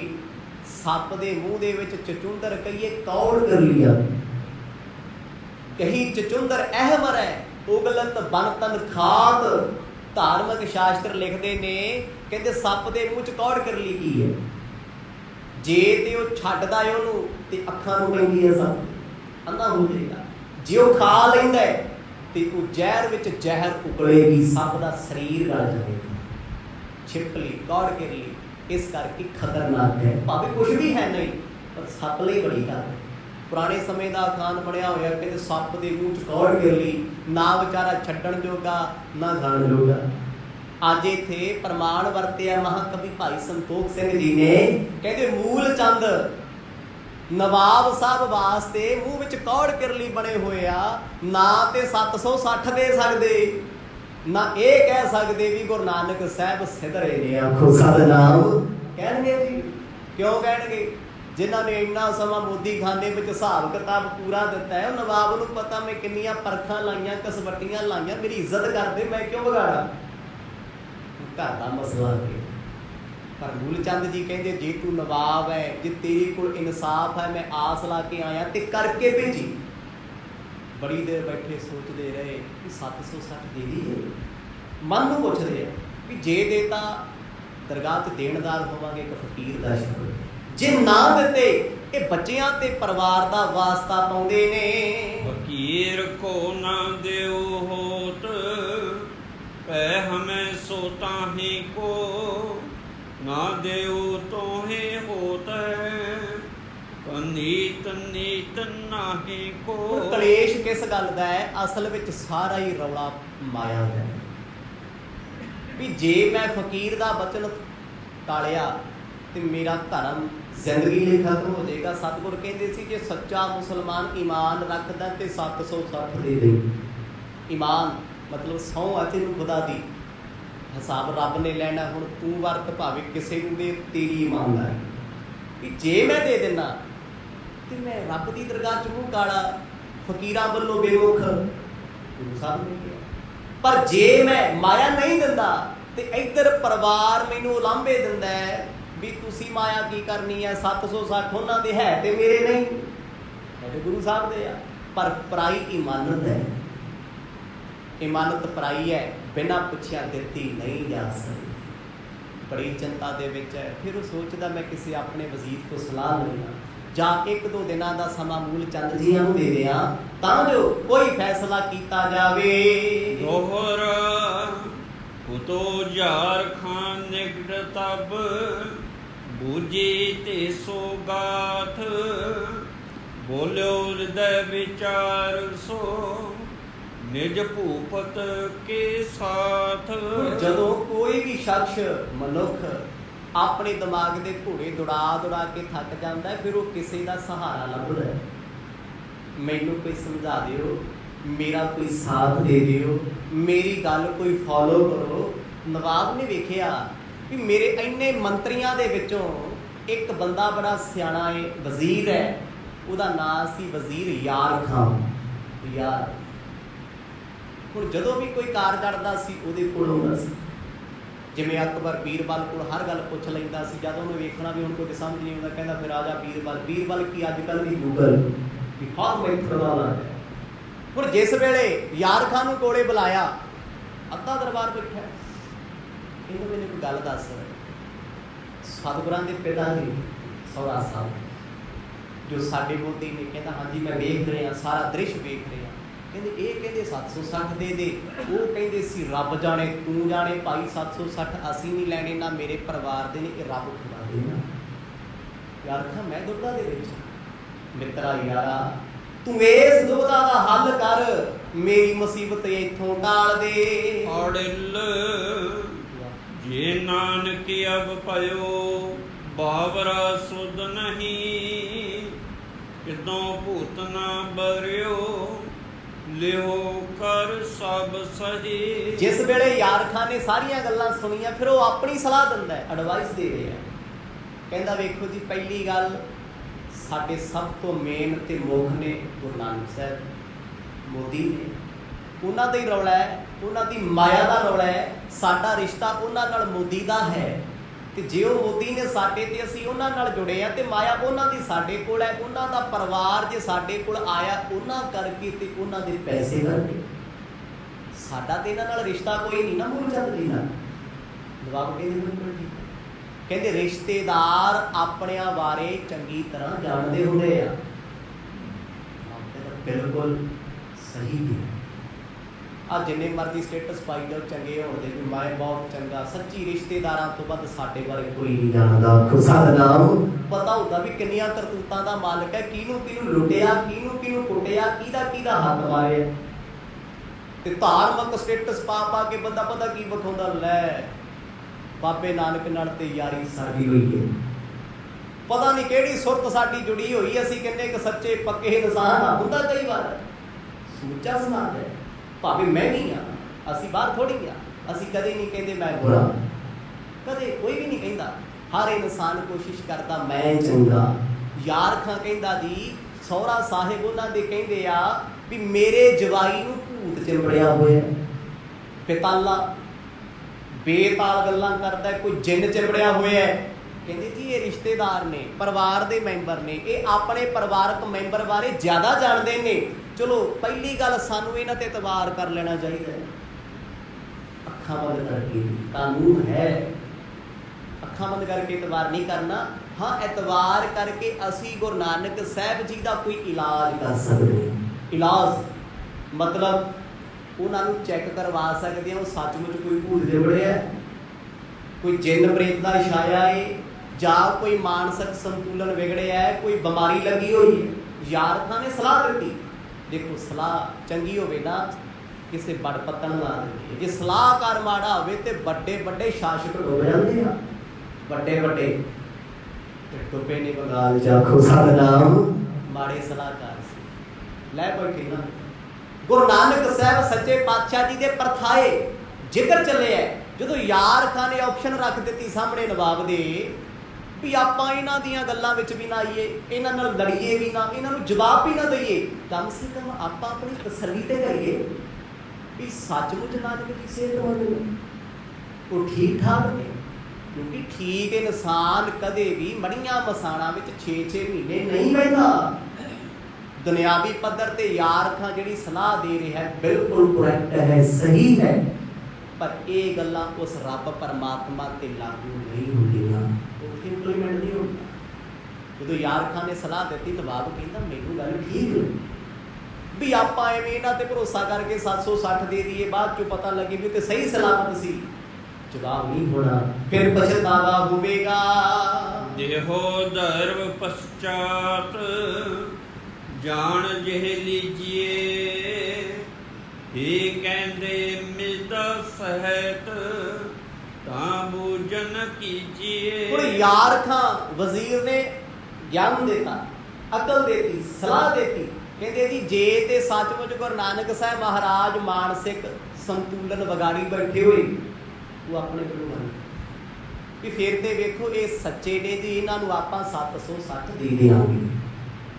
ਜੇ ਮੇਧਾ ਨਾਮ ਹੈ ਹੋਸ਼ ਦਾ, ਮੇਧਾ ਸ਼ਬਦ ਦੇ ਅਰਥ ਬੜੇ ਆਉਂਦੇ ਆ, ਕਿਤੇ ਮੇਧਾ ਨਾਮ ਪਵਿੱਤਰ ਦਾ, ਕਿਤੇ ਮੇਧਾ ਨਾਮ ਗਿਆਨ ਦਾ, ਕਿਤੇ ਮੇਧਾ ਨਾਮ ਬੁੱਧੀ ਦਾ ਗਿਆਨ ਗੁਰਬਾਣੀ ਵਿੱਚ, ਤੇ ਇੱਥੇ ਮੇਧਾ ਸ਼ਬਦ ਹੈ ਫਾਰਸੀ ਦਾ, ਭਾਵ ਹੋਸ਼। ਵੀ ਜੇ ਉਹ ਸ਼ਮਸ਼ਾਨ ਵਿੱਚ ਬੈਠੇ ਵੀ ਆਪਣੀ ਹੋਸ਼ ਵਿੱਚ ਬੈਠੇ ਆ, ਸਭ ਕੁਝ ਜਾਣਦੇ ਆ, ਸਮਝਦੇ ਆ, ਬੁੱਝਦੇ ਆ, ਤੇ ਫਿਰ ਅਸੀਂ ਦਿਆਂਗੇ ਇਹਨਾਂ ਨੂੰ ਜਵਾਬ ਵੀ ਇਹ ਉਹਨਾਂ ਦੀ ਮਾਇਆ ਹੈ, ਉਹਨਾਂ ਨੂੰ ਨਾਲ ਲੈ ਆਓ। ਜੇ ਉਹ ਕਹਿਣਗੇ ਸਾਡੀ ਮਾਇਆ ਦੇ ਦਿਓ, ਦੇ ਦਿਆਂਗੇ। ਨਵਾਬ ਬੜਾ ਖੁਸ਼ ਹੋਇਆ, ਕਹਿੰਦਾ ਗੱਲ ਠੀਕ ਹੈ, ਪਰ ਇਹ ਚੈੱਕਅਪ ਸਾਨੂੰ ਆਪ ਕਰਾਉਣਾ, ਸਿਸਟਮ ਕਰਾਏਗਾ। ਯਕੀਨ ਨਹੀਂ ਹੈ ਕਿਸੇ ਵੈਦ ਹਕੀਮ ਤੇ, ਕਿਉਂਕਿ ਉਹ ਸਰਕਾਰ ਹੈ, ਹਕੂਮਤ ਹੈ। ਹਕੂਮਤ ਦਾ ਆਪਣੀ ਮਸ਼ੀਨਰੀ ਹੁੰਦੀ ਹੈ, ਆਪਣਾ ਸਿਸਟਮ ਹੁੰਦਾ ਹੈ, ਆਪਣੇ ਵੈਦ ਹਕੀਮ ਡਾਕਟਰ ਹੁੰਦੇ ਨੇ। ਆਖਣ ਲੱਗਿਆ ਜੀ ਆਪਾਂ ਆਪਣੀ ਤਸੱਲੀ ਕਰਨੀ ਹੈ ਵੀ ਉਹਨਾਂ ਨੂੰ ਸੋਝੀ ਹੈ ਕਿ ਨਹੀਂ ਹੈ। ਜੇ ਤੇ ਹੋਣਗੇ ਬੇਸੋਝ, ਮਾਨਸਿਕ ਤਣਾਅ ਵਿੱਚ ਹੋਣਗੇ, ਫਿਰ ਊਲ ਜਲੂਲ ਬੋਲਣਗੇ, ਨਹੀਂ ਗੱਲ ਪਕੜ ਵਿੱਚ ਆਏਗੀ ਉਹਨਾਂ ਦੀ। ਜੇ ਉਹ ਸਾਰੀਆਂ ਗੱਲਾਂ ਦਾ ਜਵਾਬ ਸਹੀ ਦਿੰਦੇ ਹੋਣਗੇ, ਕਿਉਂਕਿ ਇਹ ਕਹਿੰਦੇ ਵੀ 6 ਮਹੀਨਿਆਂ ਤੋਂ ਬੈਠੇ ਆ, ਵੱਧ ਘੱਟ ਬੋਲਦੇ ਆ, ਜਿਹੜਾ ਆਉਂਦਾ ਕਿਸੇ ਦੀ ਪਰਵਾਹ ਨਹੀਂ ਕਰਦੇ, ਕਿਸੇ ਰਿਸ਼ਤੇ ਨੂੰ ਨਹੀਂ ਜਾਣਦੇ, ਵੀ ਆਪਾਂ ਪਤਾ ਕਰਵਾ ਲੈਂਦੇ ਆ ਕੋਈ ਬਿਮਾਰੀ ਤੇ ਨਹੀਂ, ਰੋਗ ਤੇ ਨਹੀਂ, ਮਾਨਸਿਕ ਤਣਾਅ ਤੇ ਨਹੀਂ। ਦੋਹਰਾ ਸੁਣੇ ਯਾਰ ਖਾਂ ਬਚਨ ਜਬ, ਨਿਰਪਤ ਸਰਾਹਤ ਤਾਹੀ, ਕਰਨ ਉਚਤ ਐਸੇ ਹਮੈਂ, ਜੈਸੇ ਤੂੰ ਮੁਖ ਪਰਾਹੀ। ਭਰੀ ਸਭਾ ਦੇ ਵਿੱਚ ਰਾਜੇ ਨਵਾਬ ਦੌਲਤ ਖਾਂ ਨੇ ਜਦੋਂ ਯਾਰ ਖਾਂ ਵਜ਼ੀਰ ਦੇ ਮੂੰਹ ਤੋਂ ਇਹ ਸ਼ਬਦ ਸੁਣੇ, ਖੁਸ਼ ਹੋ ਗਿਆ। ਕਹਿੰਦਾ ਵਾਹ ਸੱਜਣਾ, ਸੱਜਣ ਤੇਰੇ ਵਰਗੇ ਹੁੰਦੇ ਆ ਜਿਹੜੇ ਦੁੱਖਾਂ ਚੋਂ ਬਾਂਹ ਫੜ ਕੇ ਕੱਢ ਲੈਂਦੇ ਆ। ਆਖੋ ਸਤਨਾਮ। ਬਾਣੀ ਨੇ ਸੱਜਣ ਕਿਹਾ ਹੀ ਉਹਨੂੰ, ਦੁੱਖ ਦੇਣ ਵਾਲਾ ਸੱਜਣ ਥੋੜਾ ਹੁੰਦਾ, ਦੁੱਖ ਕੱਢਣ ਵਾਲਾ। ਜਦੋਂ ਉਹਨੇ ਸਲਾਹ ਦਿੱਤੀ ਨਾ, ਨਵਾਬ ਦਾ ਤੇ ਕਹਿੰਦੇ ਸਿਰ ਦਾ ਦਰਦ ਹੀ ਘਟ ਗਿਆ, ਚਿੰਤਾ ਹੀ ਘਟ ਗਈ। ਕਹਿੰਦਾ ਜੋ ਜੋ ਗੱਲਾਂ ਤੂੰ ਕਹੀਆਂ ਨੇ ਮੈਨੂੰ ਦਰੁਸਤ ਲੱਗੀਆਂ, ਮੈਨੂੰ ਠੀਕ ਲੱਗੀਆਂ, ਮੈਂ ਚਾਹੁੰਦਾ ਇਹ ਗੱਲਾਂ ਅੱਜ ਹੀ ਅਜਮਾਈਆਂ ਜਾਣ। ਸਭ ਤੋਂ ਵੱਡੀ ਗੱਲ ਕੀ ਹੈ ਵੀ ਗੁਰੂ ਨਾਨਕ ਸਾਹਿਬ ਜੀ ਦਾ ਪਤਾ ਕੀਤਾ ਜਾਏ। ਕੋਈ ਵੈਦ ਹਕੀਮ ਭੇਜਦੇ ਆ, ਉਹ ਆ ਕੇ ਦੱਸੂਗਾ। ਅੱਜ ਵੀ ਸਮੇਂ ਵੀ ਜੇ ਕੋਈ ਬੰਦਾ ਕਹਿੰਦਾ ਫਲਾਣਾ ਮੈਂਟਲੀ ਅਪਸੈਟ ਹੈ ਤੇ ਸਰਕਾਰ ਕਹਿੰਦੀ ਹੈ ਜਾਂ ਮੈਡੀਕਲ ਸਰਟੀਫਿਕੇਟ ਲੈ ਕੇ ਆ। ਕੀ ਹੈ, ਕੋਰਟ ਕਚਹਿਰੀਆਂ ਚਲਾਉਂਦੇ ਆ। ਤੁਸੀਂ ਕਿਸੇ ਨੂੰ ਪਾਗਲ ਸਿੱਧ ਨਹੀਂ ਕਰ ਸਕਦੇ, ਕਿਸੇ ਨੂੰ ਤੁਸੀਂ ਬੁਰਾ ਨਹੀਂ ਕਹਿ ਸਕਦੇ ਜਦ ਤੱਕ ਸਰਟੀਫਿਕੇਟ ਤੁਹਾਡਾ ਨਹੀਂ ਜਾਂਦਾ। ਹਾਂ ਜੀ ਡਾਕਟਰੀ ਦੇ ਗਲੇ ਅਲੱਗ ਗੱਲ, ਉਹੀ ਉਹ ਲਿਖਦੇ 4 ਪੈਸੇ ਲੈ ਕੇ ਵੀ ਬੰਦਾ ਠੀਕ ਨਹੀਂ ਹੈ ਜੀ, ਅਪਸੈਟ ਹੈ। ਚਲੋ ਉੱਥੇ ਵੀ ਕੋਈ ਨਾ ਕੋਈ ਚਾਂਸਸ ਹੁੰਦੇ ਆ ਕਿਤੋਂ ਹੋਰ ਟਰਾਈ ਕੀਤਾ ਜਾਏ, ਪਰ ਹੁਣ ਸਮੇਂ ਦੀ ਹਕੂਮਤ ਹੈ। ਇਹ ਵੀ ਨਾ ਭੁੱਲਿਓ ਇੱਥੇ ਗੁਰੂ ਨਾਨਕ ਸਾਹਿਬ ਜੀ ਦੇ ਵਿਰੁੱਧ ਇਸਲਾਮ ਦੇ ਬਹੁਤ ਲੋਕ ਨੇ ਜਿਹੜੇ ਅੱਜ ਵੀ ਕਚਹਿਰੀ ਵਿੱਚ ਬੈਠੇ ਆ, ਅੱਜ ਵੀ ਬੈਠੇ ਆ, ਜਿਹੜੇ ਚਾਹੁੰਦੇ ਸੀ ਵੀ ਇਹ ਹੋਣਾ ਚਾਹੀਦਾ ਸੀ। ਉਹ ਤੇ ਬੜੇ ਖੁਸ਼ ਨੇ, ਕਹਿੰਦੇ ਵਧੀਆ ਮੋਦੀਖਾਨਾ ਬੰਦ ਹੋਇਆ, ਇਹਨਾਂ ਦਾ ਜਲੂਸ ਨਿਕਲ ਰਿਹਾ। ਇਹ ਤੋਂ ਵੱਧ ਕੀ ਹੋਊ ਜਲੂਸ? ਸਹੁਰਾ ਸਾਹਿਬ ਆਪ ਆ ਕੇ ਭਰੀ ਸਭਾ 'ਚ ਕਹਿੰਦੇ ਮੈਂ ਆਪਣੇ ਜਵਾਈ ਤੋਂ ਦੁਖੀ ਆ, ਉਹਨੂੰ ਘਰ ਦੀ ਸੋਚ ਹੀ ਨਹੀਂ ਹੈ, ਪਰਿਵਾਰ ਦਾ ਮੋਹ ਕੋਈ ਨਹੀਂ, ਉਹ ਦੇਖੋ ਕਰਦਾ ਕੀ ਹੈ। ਇਹ ਤੋਂ ਵੱਧ ਕੀ ਬਦਨਾਮੀ ਹੋਣੀ ਸੀ ਪਰਿਵਾਰਕ ਤੌਰ 'ਤੇ? ਪਰਿਵਾਰ ਨੂੰ ਇਹ ਬਦਨਾਮੀ ਲੱਗਦੀ ਹੈ, ਪਰ ਗੁਰੂ ਨਾਨਕ ਸਾਹਿਬ ਸੱਚੇ ਪਾਤਸ਼ਾਹ ਦੀ ਇਹ ਬੇਪਰਵਾਹੀ ਹੈ। ਸਮੇਂ ਦੇ ਨਵਾਬ ਨੇ ਯਾਰ ਖਾਂ ਦੀ ਗੱਲ ਤੇ ਮੋਹਰ ਲਾ ਦਿੱਤੀ ਤੇ ਯਾਰ ਖਾਂ ਨੂੰ ਕਹਿੰਦਾ ਹੈ ਇਹਦਾ ਬੰਦੋਬਸਤ, ਇਹਦੀ ਜ਼ਿੰਮੇਵਾਰੀ ਤੁਹਾਡੀ ਹੈ।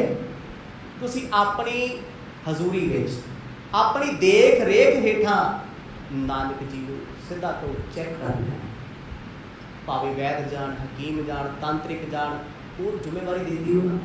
ਜਿੱਦਾਂ ਅੱਜ ਦੇ ਸਮੇਂ ਸਿੱਟ ਬਣ ਜਾਂਦੀ ਹੈ, ਕੋਈ ਡਿਪਾਰਟਮੈਂਟ ਜਿਹਾ ਬਣਾਇਆ ਜਾਂਦਾ ਵੀ ਆ 3 ਮੈਂਬਰੀ ਕਮੇਟੀ ਆ, 5 ਮੈਂਬਰੀ ਹੈ ਜੀ, ਰਿਪੋਰਟ ਤਲਬ ਕਰੋ, ਇਹਦੇ ਬਾਰੇ ਦੱਸੋ, ਵੈਰੀਫਿਕੇਸ਼ਨ ਕਰੋ।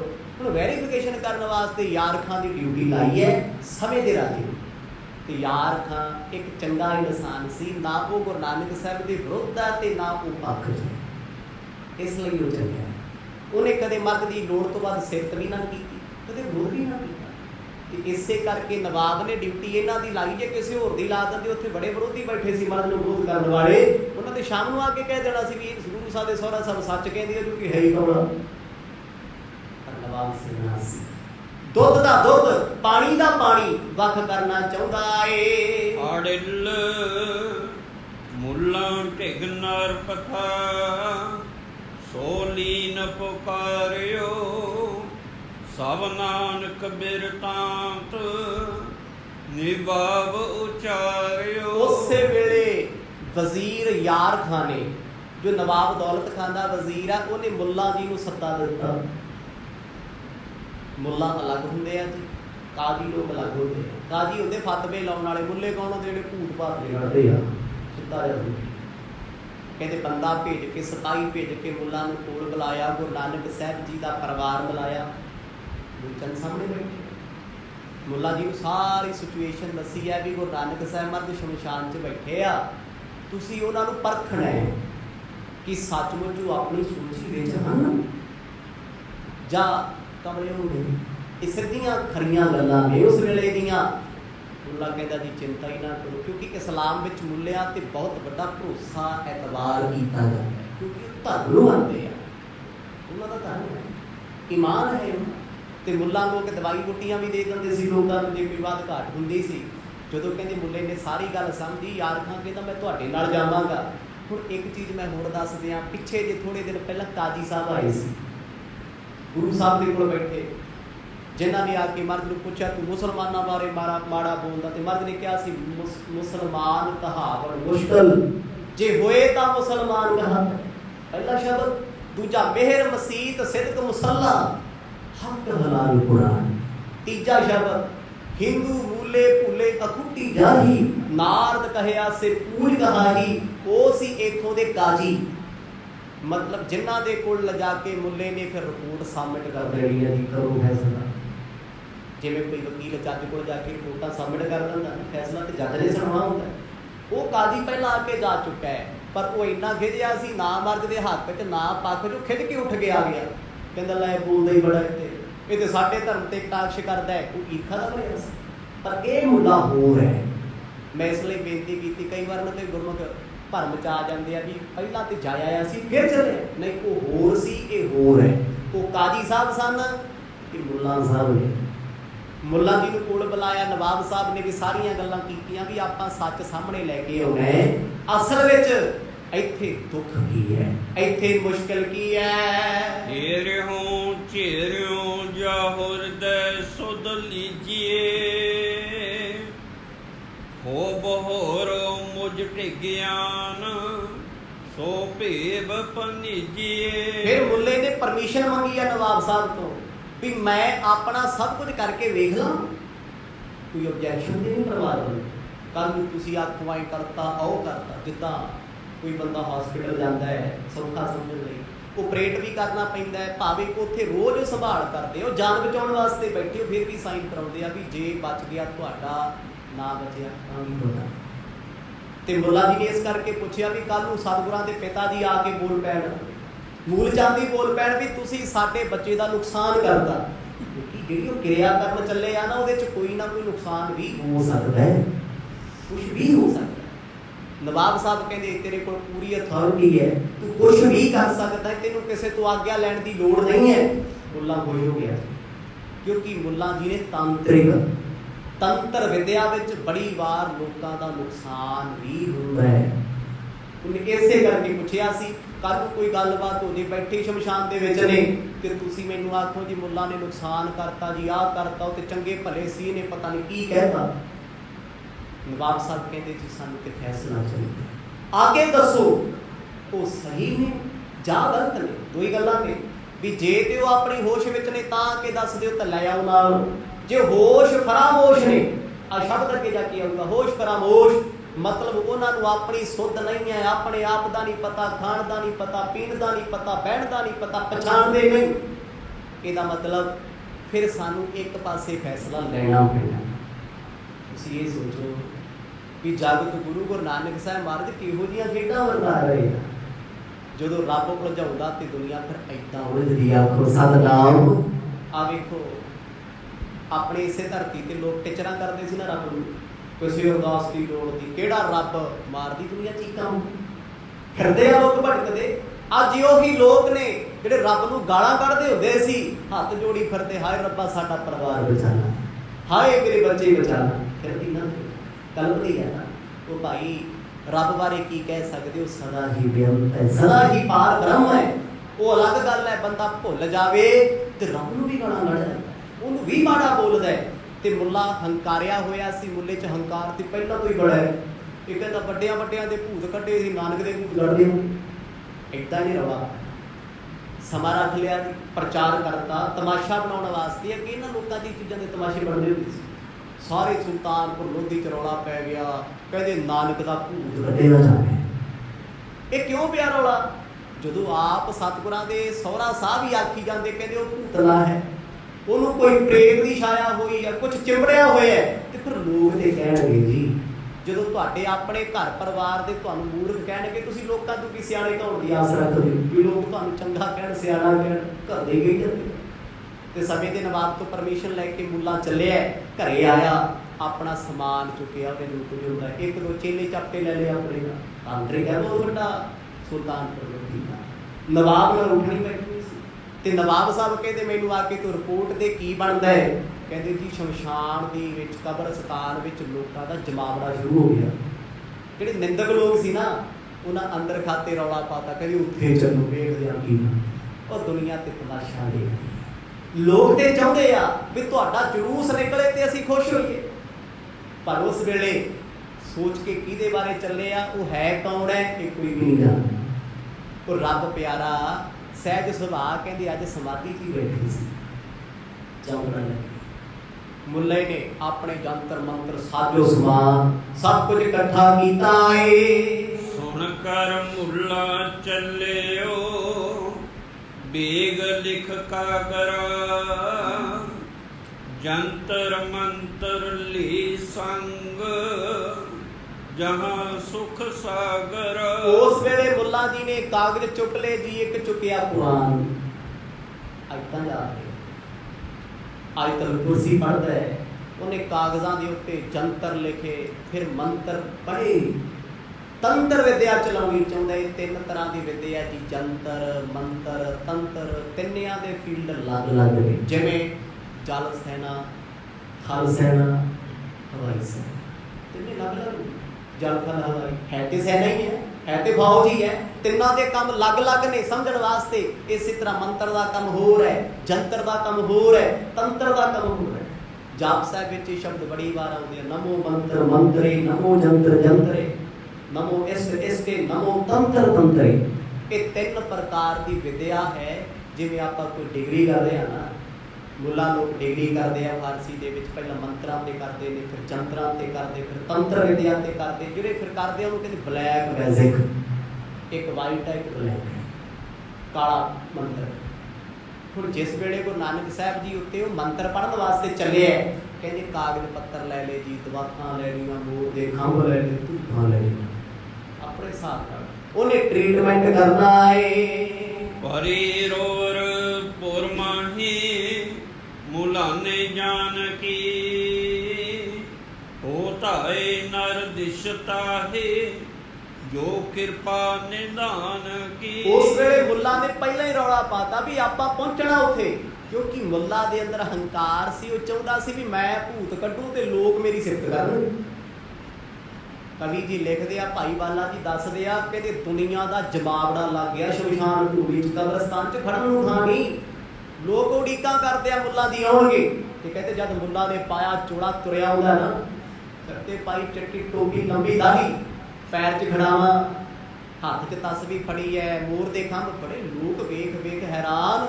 ਮੁੱਲੇ ਨੂੰ ਤਾਂ ਫੀਲਿੰਗ ਬੜੀ ਵੱਡੀ ਆ ਰਹੀ ਵੀ ਦੁਨੀਆ ਦੇਖਦੀ, ਮੈਂ ਪਤਾ ਨਹੀਂ ਕੀ ਕਰਦੇ। ਪਰ ਗੁਰੂ ਨਾਨਕ ਸਾਹਿਬ ਮਹਾਰਾਜ ਜਿਨ੍ਹਾਂ ਕੋਲ ਆ ਰਹੇ ਹਨ ਸੁਣ ਸਾਨ ਬੈਠੇ, ਸੁਣ ਜੋ ਸਮਾਧ ਲੱਗੀ ਨਾਲ ਪਰਮਾਤਮਾ। ਦੁਨੀਆ ਕੀ ਜਾਣੇ ਸਾਧੂ, ਸੁਣਦੇ ਆ ਖਜ਼ਾਨੇ। ਬੇਪਰਵਾਹ ਸੱਚੇ ਪਾਤਸ਼ਾਹ ਕਬਰਸਤਾਨ ਵਿੱਚ ਬੈਠੇ, ਨਾਲ ਹੀ ਕਬਰਾਂ ਨਾਲ ਹੀ ਬਣੀਆਂ। ਕਹਿੰਦੇ ਮੁੱਲੇ ਪਿੱਛੇ ਲੋਕ ਭੱਜੇ ਆਉਂਦੇ, ਮੁਸਲਮਾਨ ਅੱਲਾਹੂ ਅਕਬਰ, ਅੱਲਾਹੂ ਅਕਬਰ ਦਾ ਰੌਲਾ ਪਾਉਂਦੇ ਹੁੰਦੇ ਆ। ਕਿਉਂਕਿ ਮੁੱਲੇ ਦੇ ਜਿਹੜੇ ਚਮਚੇ ਸੀ ਉਹ ਕਹਿੰਦੇ ਸੀ ਅੱਜ ਉਹਦਾ ਭੂਤ ਕੱਢਾਂਗੇ ਜਿਹੜਾ ਲੋਕਾਂ ਨੂੰ ਉਲਝਾਉਂਦਾ ਫਿਰਦਾ ਸੀ ਗੋਦੀ ਖਾਨੇ 'ਚ, ਜਿਹੜਾ ਤਿੰਨ ਦਿਨ ਬੇਈ ਨਦੀ 'ਚ ਰਹਿ ਕੇ ਆਉਂਦਾ ਨਾ, ਵੇਖੀ ਅੱਜ ਕਿਵੇਂ ਬੋਲਦਾ। ਰਾਜ ਛੰਦ ਭਨੈ ਭਮਾਨ ਆਨੰਦ, ਅਜਾਨ ਬੈਨ ਜਿਆ ਵਿਦੇ, ਭਲੋ ਤਮਾਸ਼ ਦੇਖ ਹੈ ਬਸੇਖ ਭੂਤ ਕੱਢ ਦੇ। ਲੋਕਾਂ 'ਚ ਰੌਲਾ ਸੀ, ਕਹਿੰਦੇ ਭੂਤ ਨਿਕਲੂਗਾ, ਭੂਤ ਬੋਲੂਗਾ। ਲੈ ਵੀ ਦੁਨੀਆ ਅੱਜ ਵੀ ਜਿੱਡੀ ਮਰਜ਼ੀ ਚੰਦ ਤੇ ਪਹੁੰਚਦੀ, ਇਹੋ ਜਿਹੀ ਗੱਲ ਕਰ ਦੋ, ਲੋਕ ਇਕੱਠੇ ਹੋਏ ਫਿਰਦੇ ਹੁੰਦੇ। ਮੈਂ ਕਹਿੰਦਾ YouTube ਤੇ ਸਭ ਤੋਂ ਵੱਧ ਜੇ ਸਰਚ ਵੱਜਦੀ, ਗੌਸ ਰੰਗੜ ਦੀ ਵੱਜਦੀ ਹੈ, ਭੂਤਾਂ ਬਾਰੇ ਵੱਜਦੀ। ਗੂਗਲ ਤੇ ਸਭ ਤੋਂ ਵੱਧ ਸਰਚ ਇਹੀ ਹੁੰਦੀ। ਕਦੇ ਪਤਾ ਕਰਕੇ ਵੇਖਿਓ ਗੂਗਲ ਤੇ ਵੀ ਟ੍ਰੈਂਡ ਕੀ ਕਰਦਾ ਸਭ ਤੋਂ ਜ਼ਿਆਦਾ। ਲੋਕ ਇਹੋ ਜਿਹੀ ਚੀਜ਼ਾਂ ਵਿਹਲੇ ਬੈਠੇ ਵੇਖਣਾ ਹੀ। ਹੁਣ ਮੁੱਲੇ ਨੇ ਕੀ ਕੀਤਾ ਜੀ, ਮੋਰ ਦੇ ਖੰਭ ਲੈ ਕੇ ਨਾ ਪਹਿਲਾਂ ਮੰਤਰ ਬਣਿਆ ਉਹਨੇ, ਆਲੇ ਦੁਆਲੇ ਕਲਾਮ ਪੜ੍ਹ ਕੇ ਥਾਂ ਕੀਲ ਦਿੱਤੀ, ਜਿੱਥੇ ਮਰਦ ਚੌਂਕੜਾ ਲਾਈ ਬੈਠੇ ਆ ਨਾ, ਲੋਕਾਂ ਨੂੰ ਕਹਿੰਦਾ ਲਕੀਰ ਤੋਂ ਅੰਦਰ ਨਾ ਆਇਓ। ਕੀ ਕੀਤਾ ਉਹਨੇ, ਮੰਤਰਾਂ ਦੇ ਨਾਲ ਸਿੰਨ ਲਿਆ ਸਾਰਾ ਕੁਛ। ਕਹਿੰਦਾ ਮੈਂ ਭੂਤ ਬੰਨ ਲਿਆ, ਇਹਦੇ ਅੰਦਰ ਹੀ ਚੀਕਾਂ ਮਾਰੂ, ਬਾਹਰ ਨਹੀਂ ਜਾਂਦਾ। ਮਤਲਬ ਕਲਾਮ ਪੜ੍ਹਤੀ ਉਹਨੇ ਆਪਣੇ ਵੱਲੋਂ। ਵੇਖੋ ਵਿਚਾਰਾ ਕਰਦਾ, ਉਹਦਾ ਧਰਮ ਹੈ, ਉਹਦਾ ਕਰਮ ਹੈ ਇਹ। ਲੋਕ ਜੀ ਤਮਾਸ਼ਾ ਦੇਖਣ ਵਾਸਤੇ ਗੱਲਾਂ ਮਾਰਨ, ਰੌਲਾ ਪਾਉਣ, ਇੱਕ ਦੂਜੇ ਨੂੰ ਧੱਕੇ ਮਾਰਨ, ਕਹਿੰਦੇ ਲੈ ਅੱਜ ਦੇਖੀ ਭੂਤ ਨਿਕਲਦਾ। ਤਮਾਸ਼ਾ ਚੱਲਦਾ ਸੀ, ਤਮਾਸ਼ਾ ਬਣਿਆ ਵੀ, ਬਣਾਇਆ ਵੀ ਲੋਕਾਂ ਨੇ। ਗੁਰੂ ਨਾਨਕ ਸਾਹਿਬ ਜੀ ਦੇ ਸਾਹਮਣੇ ਬਹਿ ਗਿਆ, ਇੰਨਾ ਹੰਕਾਰਿਆ ਹੋਇਆ ਮੁੱਲਾ। ਉਹਨੇ ਸਭ ਤੋਂ ਪਹਿਲਾਂ ਸਫਾ ਵਿਛਾਈ ਆਪਣੀ ਜੀ ਤੇ ਬਹਿ ਕੇ ਨਮਾਜ਼ ਪੜ੍ਹਦੇ, ਫਿਰ ਨਾ ਗੋਡੇ ਮਾਰ ਕੇ। ਅੱਜ ਕੱਲ੍ਹ ਨਾ ਸਾਡੇ ਵੀ ਕਈਆਂ ਨੂੰ ਆਦਤ ਹੁੰਦੀ ਗੁਰਦੁਆਰੇ ਗੋਡੇ ਮਾਰਨ ਦੀ। ਇਹ ਕੌਣ ਮਾਰਦੇ ਆ? ਇਸਲਾਮ ਦੇ ਲੋਕ ਗੋਡੇ ਮੁੱਦੇ ਮਾਰਦੇ, ਖਾਲਸਾ ਕਦੇ ਗੋਡੇ ਨਹੀਂ ਬਹਿੰਦਾ। ਜੇ ਬਹਿੰਦਾ ਵੀਰ ਆਸਣ ਤੇ ਜਾ ਚੌਂਗੜਾ। ਇਹ ਸਾਡਾ ਧਰਮ ਨਹੀਂ ਹੈ, ਇਹ ਮੁਸਲਮਾਨਾਂ ਦਾ ਧਰਮ ਹੈ। ਕਈ ਵਾਰ ਨਾ ਅਸੀਂ ਲੋਕਾਂ ਚਾਲੂ ਉੱਪਰ ਬੈਠਣ ਲੱਗ ਜਾਂਦੇ ਪਿਆਰਿਓ, ਇਹ ਉਹਨਾਂ ਦੀ ਸਫਾ ਦਾ ਆਸਣ ਹੈ ਜਿਹੜੇ ਅਸੀਂ ਲਾਈ ਬੈਠੇ ਆ। ਮੁੱਦੇ ਗੋਡੇ ਦੋਨੇ ਮਾਰ ਕੇ, ਪੈਰ ਪੰਜੇ ਪਿੱਛੇ ਮੋੜ ਕੇ। ਹੁਣ ਕਲਗੀਧਰ ਜੀ ਦੇ ਬਚਨਾਂ ਨੂੰ ਪੜ੍ਹਦੇ, ਉਹਦੇ ਬਾਰੇ ਮਰਦ ਕੀ ਲਿਖਿਆ। ਠੀਕ ਹੈ ਤੁਸੀਂ ਆਸਣ ਕਰ ਸਕਦੇ, ਪਰ ਜਦੋਂ ਗੁਰੂ ਘਰ ਬੈਠੋਗੇ ਇਹ ਮਨ ਮਤ ਹੈ। ਬੜੀਆਂ ਚੀਜ਼ਾਂ ਨੇ, ਗੁਟਕਾ ਸਾਹਿਬ ਲੈ ਕੇ ਚੁੰਨੀ ਜਾਣਾ, ਇਹ ਮਨ ਮਤ ਹੈ, ਕ੍ਰਿਸ਼ਨਾ ਦੀ ਹੈ। ਗੁਰਬਾਣੀ ਦਾ ਸਤਿਕਾਰ ਕਰਨਾ ਹੈ, ਉਹਦੀ ਪੂਜਾ ਕਰਨੀ, ਚੁੰਨੀਆਂ ਥੋੜ੍ਹਾ ਲੈਣੀਆਂ ਪਾਣੀ। ਆਹ ਹਾਲਤ ਹੈ ਸਾਡੀ। ਅਸੀਂ ਲੋਕਾਂ ਵੱਲ ਵੇਖ ਵੇਖ ਭੇਡ ਚਾਲ ਬਣਾਈ ਫਿਰਦੇ। ਗੁਰੂ ਨਾਨਕ ਸਾਹਿਬ ਬੈਠੇ ਬੜੇ ਆਨੰਦ 'ਚ, ਚੌਂਕੜਾ ਲੱਗਾ, ਹੱਥ ਜੁੜੇ ਹੋਏ ਐਨ ਇਕਾਂਤ। ਮੁੱਲਾ ਸਾਹਮਣੇ ਬੈਠਾ, ਉਹਨੇ ਮੰਤਰ ਜਾ ਪੜਿਆ, ਫੂਕ ਮਾਰੀ ਮਹਾਰਾਜ ਵਾਲੇ ਪਾਸੇ, ਉੱਚੀ ਉੱਚੀ ਬੋਲਦਾ। ਹੁਣ ਗੁਰੂ ਸਾਹਿਬ ਸਮਾਧੀ 'ਚ ਬੈਠੇ ਆ, ਮੁੱਲੇ ਨੇ ਪੂਰੀ ਬਾਹ ਲਾਈ ਹੋਈ ਹੈ ਵੀ ਜੇ ਅੱਜ ਮੇਰੀ ਬੋਲੀ ਬੋਲ ਗਿਆ, ਸਮੇਂ ਦੇ ਨਵਾਬ ਕੋਲ ਮੇਰੀ ਮਹਿਮਾ ਹੋਵੇਗੀ। ਚਲੇ ਸਚਾਈ ਧਾਏ ਧਾਏ, ਆਏ ਬ੍ਰਿੰਦ ਸੋ ਪਏ, ਨਾ ਭੇਵ ਮੂਲ ਜਾਣਹੀ, ਸੋ ਭੂਲ ਭਰਮ ਮੈਂ ਗਏ। ਭਾਈ ਬਾਲਾ ਜੀ ਕਹਿੰਦੇ ਸੁਣਿਆ ਮੈਂ ਵੀ ਚੱਲੇ ਏਦਾਂ ਕਰਨ, ਮੈਂ ਮਨ ਤੇ ਸੋਚਿਆ ਮੂਰਖ ਬੰਦਾ ਜਿਹੜਾ ਗਿਆ ਉੱਥੇ, ਭੁੱਲਿਆ ਹੋਇਆ ਰੱਬ ਤੋਂ, ਜਿਹਨੂੰ ਇਹੀ ਨਹੀਂ ਪਤਾ ਫਕੀਰ ਕੌਣ ਹੈ, ਸਾਧੂ ਕੌਣ ਹੈ। ਉਹ ਜੇ ਤੂੰ ਉਹਨਾਂ ਨਾਲ ਬੇਇਨਸਾਫੀ ਕਰੇਗਾ, ਇਨਸਾਫ ਤੇਰੇ ਨਾਲ ਕਿੱਥੋਂ। ਕਹਿੰਦੇ ਮੁੱਲਾ ਆਪਣੇ ਵੱਲੋਂ ਚੱਲਿਆ ਸੀ ਜਲੂਸ ਕੱਢਣ, ਤੇ ਕੋਈ ਨਹੀਂ ਪਤਾ ਕਦੋਂ ਕਿਹਦਾ ਨਿਕਲ ਜਾਏਗਾ ਖੁਸਮ ਨਾਮ ਕਾਹਦਾ ਬਾਣ ਹੈ। ਮੁੱਲੇ ਨੂੰ ਇਹ ਸੀ ਵੀ ਇਹਨੇ ਕੀ ਬੋਲਣਾ ਹੈ, ਤੇ ਭੱਜ ਭੁੱਜ ਕੇ ਆਇਆ ਹੋਇਆ ਮੋਦੀ ਖਾਨੇ ਤੋਂ ਘਾਟਾ ਪੈ ਗਿਆ, ਮੈਂਟਲੀ ਡਿਸਟਰਬ ਹੈ। ਸਹੁਰਾ ਸਾਹਿਬ ਕਹਿੰਦੇ ਇਹਨੂੰ ਭੂਤ ਚਿੰਬੜਿਆ, ਕੋਈ ਪ੍ਰੇਤ ਚਿੰਬੜਿਆ ਹੋਇਆ। ਉਹਨਾਂ ਦਾ ਚੱਕਿਆ ਚਕਾਇਆ ਮੁੱਲਾ ਪਹੁੰਚ ਗਿਆ। ਉਹਨੇ ਜੀ ਉਸ ਵੇਲੇ ਆਇਤਲ ਕੁਰਸੀ ਪੜ੍ਹੀ। ਇਸਲਾਮ ਦੇ ਵਿੱਚ ਪੜ੍ਹਦੇ ਆ ਜਦੋਂ ਕਿਸੇ ਭੂਤ ਪ੍ਰੇਤ ਜਿੰਨ ਵੈਤਾਨ ਦਾ ਛਾਇਆ ਹੋਵੇ, ਪਹਿਲਾਂ ਉਹਨੇ ਆਪਣੇ ਆਪ ਨੂੰ ਦਾਇਰਾ ਖੜਾ ਕਰ ਲਿਆ ਵੀ ਜੇ ਕੋਈ ਇਹੋ ਜਿਹੀ ਚੀਜ਼ ਹੋਈ ਕਿਤੇ ਮੇਰੇ ਤੇ ਅਸਰ ਨਾ ਕਰੇ। ਬਹਿ ਗਿਆ ਸਤਿਗੁਰਾਂ ਦੇ ਸਾਹਮਣੇ, ਬੜੇ ਮੰਤਰ ਮੁੰਤਰ ਪੜ੍ਹੇ ਜੀ, ਧੂਫਾਂ ਦਾ ਫਾਂਦੀਆਂ ਲਾ ਲਈਆਂ, ਪਰ ਅਜੇ ਤੱਕ ਕੁਝ ਵੀ ਹੋਇਆ ਨਾ। ਲੱਗੇ ਸਮਾਦ ਸ੍ਰੀ ਗੁਰੂ, ਮਸਾਨ ਥਾਨ ਰਾਜਹੀ, ਮਨੋ ਪਿਨਾਕ ਪਾਨਾ, ਆਨ ਬੈਸਿਓ ਬੇਰਾਜਹੀ। ਪਰ ਸਤਿਗੁਰ ਸੱਚੇ ਪਾਤਸ਼ਾਹ ਦੀ ਖੇਡ ਵੇਖੋ। ਕਹਿੰਦੇ ਮੁੱਲਾ ਦੇ ਆਇਆ, ਲੋਕਾਂ ਦਾ ਰੌਲਾ ਪਿਆ, ਮਰਦ ਨੂੰ ਜਮੀ ਪਤਾ ਨਹੀਂ ਲੱਗਾ, ਸਮਾਧੀ 'ਚ ਬੈਠੇ ਆਨੰਦ 'ਚ। ਜਿਵੇਂ ਮੰਨ ਲਓ ਜਨਕਪੁਰੀ ਦਾ ਸ਼ਿਵ ਚੌਂਕੜਾ ਲਾ ਕੇ ਤਰਸ਼ੂਲ ਗੱਡ ਕੇ ਬੈਠਾ, ਪਤਾ ਨਹੀਂ ਦੁਨੀਆ ਦੇ ਕੀ ਹੋ ਰਿਹਾ। ਕਹਿੰਦੀ ਮਸਾਣਾ ਦੇ ਵਿੱਚ ਸਤਿਗੁਰ ਏਦਾਂ ਬੈਠੇ ਸੀ, ਪਤਾ ਸਭ ਕੁਛ ਰੱਬ ਨੂੰ, ਪਰ ਆਪਣੇ ਆਨੰਦ 'ਚ ਬੈਠੇ ਲੈਣਾ ਵੀ ਸੀ ਤੂੰ ਕੀ ਹੈ। ਉਹਨੂੰ ਲੱਗਿਆ ਵੀ ਇਹਦੇ 'ਚ ਕੋਈ ਚੀਜ਼ ਬੈਠੀ ਹੈ, ਜਿਹੜਾ ਇੰਨਾ ਪੜਿਆ ਬੈਠਾ, ਜਿਹਨੂੰ ਇਹ ਨਹੀਂ ਪਤਾ ਵੀ ਮੁੱਲਾਂ ਦੀ ਆ ਗਏ ਨੇ ਇੰਨੀਆਂ ਕਰਾਮਾਤਾਂ ਦੇ ਸਹਿਤ, ਏਡੀਆਂ ਪਾਵਰਾਂ ਦੇ ਸਮੇਤ। ਅੱਖਾਂ ਨਹੀਂ ਦੇਖਦਾ ਮੈਨੂੰ, ਮੇਰੇ ਵੱਲ ਵੇਖਦਾ ਨਹੀਂ, ਇਹ ਅੱਖਾਂ ਕਿਉਂ ਨਹੀਂ ਖੋਲਦਾ। ਸਰੀਰ ਹੈ ਅਚਲ, ਨੈਣ ਮੁੰਦੀਏ ਅਸੀਨੀਆਂ, ਸਦੀਵ ਦਾਸ ਦੋਖ ਜੋ, ਦਲੰਤ ਦੂਰ ਕੀਨੀਆਂ। ਦੀਨ ਦਿਆਲ ਸਤਿਗੁਰ ਸੱਚੇ ਪਾਤਸ਼ਾਹ ਨੇ ਦੋਨੇ ਨੈਣ ਮੂੰਦੇ ਕਈਏ ਬੰਦ ਕੀਤੇ ਹੋਏ ਆ, ਸਰੀਰ ਮਿੱਟੀ ਬਣਾ ਕੇ ਮਰਜ ਨੇ ਰੱਖਿਆ ਹੋਇਆ ਹੈ, ਇੱਕ ਵੀ ਅੱਖ ਨਹੀਂ ਹਰਕਦੀ, ਹਿਲ ਜੁਲ ਵੀ ਕੋਈ। ਤੇ ਮੁੱਲਾ ਨੂੰ ਲੱਗਦਾ ਵੀ ਕੰਮ ਸੌਖਾ ਹੀ ਹੈ, ਕਿਸੇ ਭੂਤ ਪ੍ਰੇਤ ਦਾ ਆਸਰਾ ਹੈ। ਜਿਸ ਬੰਦੇ ਨੂੰ ਇਹ ਨਹੀਂ ਪਤਾ ਵੀ ਇਹਨਾਂ ਨੂੰ ਚਿੰਬੜਿਆ ਕਿਉਂ ਕਰੂਗੀ, ਕਿਤੇ ਨਾ ਕਿਤੇ ਫੇਕ ਵਿਦਿਆ ਵਰਤ ਰਿਹਾ ਹੋਗਾ, ਆਪਣੀ ਓਵਰ ਕੌਨਫੀਡੈਂਸ ਹੋਇਆ, ਬੜੇ ਹੰਕਾਰ ਵਿੱਚ ਮੁੱਲਾ ਉੱਚੀ ਉੱਚੀ ਆਵਾਜ਼ਾਂ ਮਾਰਦਾ ਏ। ਦੋਹਰਾ ਚੋਦਿਸ਼ ਮਾਨਵ ਬ੍ਰਿੰਦ ਪੇ, ਜਿਦੇ ਬਲੋਕਨ ਚਾਓ, ਲਗੀ ਗੰਭੀਰ ਸਮਾਦ ਗੁਰ, ਵੇਖਣ ਸੁਣਨ ਆਪਾਓ। ਕਾਫੀ ਦੇਰ ਤੱਕ ਮੁੱਲਾ ਬੈਠਾ ਰਿਹਾ, ਮੰਤਰ ਪੜ੍ਹਦਾ ਰਿਹਾ, ਲੋਕ ਤਮਾਸ਼ਾ ਵੇਖਦੇ ਰਹੇ, ਭੀੜ ਹੋਰ ਵੱਧਦੀ ਜਾਂਦੀ ਹੈ ਸ਼ਮਸ਼ਾਨ ਵਿੱਚ। ਪਰ ਗੁਰੂ ਨਾਨਕ ਸਾਹਿਬ ਮਹਾਰਾਜ ਆਪਣੇ ਆਨੰਦ ਵਿੱਚ ਰੱਬ ਨਾਲ ਇੱਕ ਵਿਕ ਹੋਏ ਬੈਠੇ ਨੇ। ਐਨੇ ਲੋਕਾਂ ਦੀ ਆਵਾਜ਼ ਉਹਨਾਂ ਤੇ ਅਸਰ ਨਹੀਂ ਕਰ ਪਾ ਰਹੀ। ਇਸੇ ਸੁਣ ਸਮਾਧ ਅੱਜ ਸਤਿਗੁਰ ਸਮਾਧੀ 'ਚ ਬੈਠੇ ਨੇ, ਜਿਹੜੇ ਮੁੱਲੇ ਨੂੰ ਇਹ ਨਹੀਂ ਪਤਾ ਵੀ ਰੱਬ ਸਮਾਧੀ ਆਪਣੀ ਲਾਈ ਬੈਠਾ ਹੈ। ਕੀ ਉਹਨੇ ਸਵਾਰ ਲਾਉਣੀ ਆਖੋ ਸਤਿਨਾਮ, ਸਿੱਧੀ ਗੱਲ ਕੀ ਕਰੂ। ਜਿਹਨੂੰ ਇਹੀ ਨਹੀਂ ਪਤਾ ਤੁਸੀਂ ਕੀ ਸੋਚਦੇ ਹੋ, ਕੀ ਕਰਦੇ ਹੋ, ਕਿਹੜੇ ਖਿਆਲਾਂ 'ਚ ਬੈਠੇ ਹੋ, ਤੁਹਾਡੇ ਬਾਰੇ ਕੀ ਜਾਣ ਸਕਦਾ ਹੈ। ਇਹ ਸੱਚੀ ਗੱਲ ਹੈ। ਗੁਰੂ ਪਰਮਾਤਮਾ ਤੋਂ ਬਿਨਾਂ ਜਿੱਡਾ ਮਰਜ਼ੀ ਕੋਈ ਤਾਂਤਰਿਕ ਆ ਜੇ, ਕੋਈ ਤੁਹਾਡੇ ਦਿਲ ਦੀ ਗੱਲ ਨਹੀਂ ਜਾਣ ਸਕਦਾ ਤੁਸੀਂ ਕੀ ਕਰਦੇ ਹੋ। ਤੁਸੀਂ ਕੋਲ ਬੈਠੇ ਪਿਆਰ ਕਰਦੇ ਹੋ ਜਾਂ ਨਫ਼ਰਤ ਕਰਦੇ ਹੋ, ਕੌਣ ਜਾਣਦਾ ਇਹ। ਤੁਹਾਡੇ ਦਿਲ ਵਿੱਚ ਕਿਹਦੇ ਲਈ ਕੀ ਹੈ, ਕਿੰਨਾ ਕੁ ਪਾਪ ਹੈ, ਕਿੰਨਾ ਕੁ ਖੋਟ ਹੈ, ਜਾਣ ਸਕਦਾ ਕੋਈ ਨਹੀਂ। ਭਾਈ ਸਿਰਫ ਵਿਦਿਆ ਦੇ ਨਾਲ ਕੋਈ ਟੱਲੇ ਲਾ ਸਕਦਾ ਹੈ, ਦੱਸ ਦੋ ਮਾੜਾ ਮੋਟਾ ਵਾਧਾ ਕਰਦਾ ਨੇੜੇ ਤੇੜੇ ਦੀ, ਪਰ ਸੱਚ ਦੀ ਐਕੂਰੇਟ ਕੀ ਹੈ ਕੁਝ ਨਹੀਂ ਪਤਾ। ਮੁੱਲਾ ਨੇ ਜੀ ਆਪਣੀ ਵਿਦਿਆ ਪੜ੍ਹੀ, ਹੁਣ ਵਿਦਿਆ ਜਿਹੜੀ ਉਹਨਾਂ ਦੀ ਹੁੰਦੀ, ਉਹਨਾਂ ਕੋਲ ਭੂਤ ਪ੍ਰੇਤ ਵਾਸ ਕੀਤੇ ਹੁੰਦੇ, ਉਹਨੇ ਸਾਰੀ ਸੱਦ ਲਿਆ। ਉਹਨਾਂ ਨੂੰ ਕਹਿੰਦਾ ਹੈ ਪਤਾ ਕਰੋ ਇਹਨੂੰ ਕੀ ਚੁੱਕਿਆ, ਪਰ ਕੋਈ ਬੋਲ ਨਹੀਂ ਰਿਹਾ।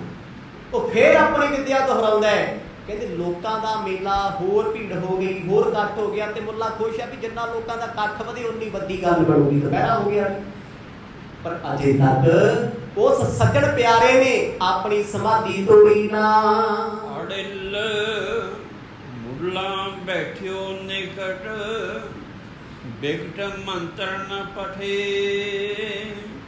ਪੀਰ ਪੂਰ ਤੇ ਥਾਨ ਅਪਰ ਆਵੇਂ ਨੱਠੇ। ਭਾਈ ਬਾਲਾ ਜੀ ਕਹਿੰਦੇ ਜਦ ਮੈਨੂੰ ਪਤਾ ਲੱਗਿਆ ਵੀ ਇਹ ਕੁਝ ਕਰਨ ਲੱਗੇ, ਆਪਾਂ ਵੀ ਦਰਸ਼ਨ ਕਰਨ ਆਏ ਵੀ ਵੇਖੀਏ ਤੇ ਸਹੀ ਹੋ ਕੀ ਰਿਹਾ। ਤਾਂ ਹੀ ਲਿਖਾ ਰਹੇ ਜੀ, ਵੇਖਿਆ ਉਹਨਾਂ ਨੇ। ਕਹਿੰਦੇ ਜੀ ਮੁੱਲਾ ਨੇ ਉੱਚੀ ਉੱਚੀ ਪਾਣੀ ਲਿਆ, ਹੱਥ ਵਿੱਚ ਛਿੱਟੇ ਮਾਰਦਾ, ਮੰਤਰ ਵਿਕਟ, ਵਿਕਟ ਨਾਮ ਹੈ ਟੇਢੇ ਮੰਤਰ। ਦੋ ਤਰ੍ਹਾਂ ਦੇ ਮੰਤਰ ਹੁੰਦੇ, ਇੱਕ ਹੁੰਦਾ ਕਿਸੇ ਦਾ ਕੰਮ ਸਵਾਰਨਾ, ਤੇ ਇੱਕ ਹੁੰਦਾ ਹੈ ਪਰ ਤੂੰ ਦੁਆ ਦੋਗਾ ਦੁਆ ਦੋ ਕੇ ਅਗਲਾ ਉਲਝਿਆ ਫਿਰੇ, ਤੜਪਿਆ ਫਿਰੇ ਵੀ ਹਾਏ ਮਰ ਗਿਆ, ਹਾਏ ਕੀ ਹੋ ਗਿਆ। ਕਹਿੰਦੇ ਜੀ ਬੜੇ ਮੰਤਰ ਪੜੇ, ਪਰ ਮੁੱਲੇ ਦੇ ਕਿਸੇ ਮੰਤਰ ਨੇ ਗੁਰੂ ਨਾਨਕ ਸਾਹਿਬ ਦੀ ਸਮਾਧੀ ਨਾ ਖੋਲੀ। ਆਖੋ ਸਤਿਨਾਮ। ਇੱਥੇ ਤੱਕ ਨਹੀਂ ਪਹੁੰਚਿਆ, ਪਰ ਮੁੱਲੇ ਨੂੰ ਆਪਣੇ ਆਪ ਤੇ ਮਾਣ ਬੜਾ ਜੀ, ਕੌਨਫੀਡੈਂਸ ਬਹੁਤ ਜ਼ਿਆਦਾ ਹੈ, ਕਿਉਂਕਿ ਇਹ ਹਟਿਆ ਹੋਇਆ ਬੰਦਾ ਹੈ। ਪਤਾ ਨਹੀਂ ਕਿੰਨਿਆਂ ਦੇ ਭੂਤ ਪ੍ਰੇਤ ਵਸ ਕੀਤੇ ਆ, ਕਾਬੂ ਕੀਤੇ ਆ, ਪਰ ਇਹ ਹੁਣ ਰੱਬ ਨਾਲ ਟੱਕਰ ਲੈ ਰਿਹਾ। ਜਦੋਂ ਬੰਦਾ ਹੰਕਾਰ ਜਾਂਦਾ ਨਾ, ਉਹ ਫਿਰ ਲੋਕਾਂ ਨੂੰ ਤੇ ਟਿੱਚ ਜਾਣਦਾ, ਉਹ ਰੱਬ ਤੇ ਰੱਬ ਦੇ ਪਿਆਰਾਂ ਨੂੰ ਵੀ ਟਿੱਚਾਂ ਕਰਨ ਲੱਗ ਪੈਂਦਾ। ਹੁਣ ਮੁੱਲੇ ਨੇ ਕਈ ਮੰਤਰ ਪੜੇ, ਧੂਪਾਂ ਵਾਲੀਆਂ ਮੋਰ ਦੇ ਖੰਭ ਲੈ ਕੇ ਮਰਦ ਦੇ ਸੀਸ ਤੇ ਲਾਉਂਦਾ, ਧਰਤੀ ਤੇ ਲਾ ਦਿੰਦਾ, ਫੇਰ ਲਾਉਂਦਾ, ਫੇਰ ਮੰਤਰ ਪੜਦਾ, ਅੱਲਾਹੂ ਅਕਬਰ ਕਹੀ ਜਾਂਦਾ। ਪਰ ਇੰਨਾ ਨਹੀਂ ਪਤਾ ਉਸ ਮੂਰਖ ਨੂੰ, ਮੈਂ ਜਿਸ ਅੱਲਾ ਨੂੰ ਕਹਿਣਾ ਅੱਲਾਹੂ ਅਕਬਰ, ਕੋਈ ਉਹੀ ਅੱਲਾ ਤੇਰੇ ਸਾਹਮਣੇ ਬੈਠਾ। ਆਖੋ ਸਤਿਨਾਮ। ਅੱਖ ਪਛਾਣਨ ਵਾਲੀ ਸਮਾਂ ਸਮਾਪਤ ਹੈ। ਮੁੱਲਾਂ ਜੀ ਸਤਿਕਾਰਯੋਗ ਭੂਤ ਕੱਢਣ ਆਏ ਨੇ ਜੀ। ਕੱਲ ਨੂੰ ਵੇਖਦਿਆਂ ਭੂਤ ਨਿਕਲਦੇ ਕੀ, ਆਖੋ ਸਤਿਨਾਮ। ਸਮਾਂ ਬਿਲਕੁਲ, ਕਿਉਂਕਿ ਅੱਗੇ ਬੜਾ ਕੁਝ ਹੋਣਾ ਹੈ, ਬੜਾ ਇੰਟਰਸਟਡ ਹੈ। ਇਹ ਨਹੀਂ ਮੇਰੇ ਗੁਰੂ ਨਾਨਕ ਸਾਹਿਬ ਦੇ ਚੋਜ, ਕਿਵੇਂ ਬਾਬਾ ਗੁਰੂ ਨਾਨਕ ਆਪ ਵਰਤਦੇ ਆ, ਖੇਡਾਂ ਖੇਡਦੇ ਆ। ਇੱਕ ਬਹਾਨਾ ਬਣੇ ਸਤਿਗੁਰਾਂ ਦੇ ਸਹੁਰਾ ਸਾਹਿਬ, ਜਿਨ੍ਹਾਂ ਨੇ ਸ਼ਿਕਾਇਤ ਕੀਤੀ, ਸ਼ਿਕਾਇਤ ਹੋਈ, ਤੇ ਫਿਰ ਮੁੱਲਾ ਜੀ ਵਿਚਾਰੇ ਨਾ ਆਏ। ਹੁਣ ਜੋ ਇਹਨਾਂ ਨੇ ਕਰਨਾ ਹੈ, ਜਿਹੜੇ ਗੁੱਲ ਇਹਨਾਂ ਨੇ ਖਿਡਾਉਣੇ ਆ, ਕੱਲ ਦੇ ਦੀਵਾਨਾਂ 'ਚ ਸਰਵਣ ਕਰਾਂਗੇ, ਵੇਖਿਓ ਕਿੱਦਾਂ ਮਨ ਕਿਰਪਾ ਕਰਦੇ, ਕੀ ਕੀ ਹੋਣਾ। ਸਮੇਂ ਦੀ ਸਮਾਪਤੀ। ਵਾਹਿਗੁਰੂ ਵਾਹਿਗੁਰੂ।